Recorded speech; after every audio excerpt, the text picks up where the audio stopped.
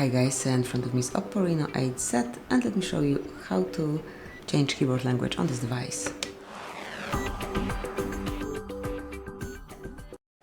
So first of all, open new message, new mail, or settings, whatever.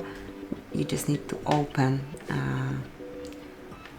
this keyboard panel. As you can see, you can also do it from here. Just do whatever to open this keyboard panel. Now mark settings. Here go to languages, mark add keyboard, choose the one that you want to apply. You can either scroll till you find it or in search area provided. Tap on done.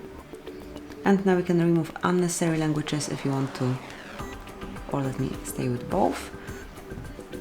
And now this brand new language is applied. You just have to tap on this word icon if you have more than one language. If you have one language only, just mark settings and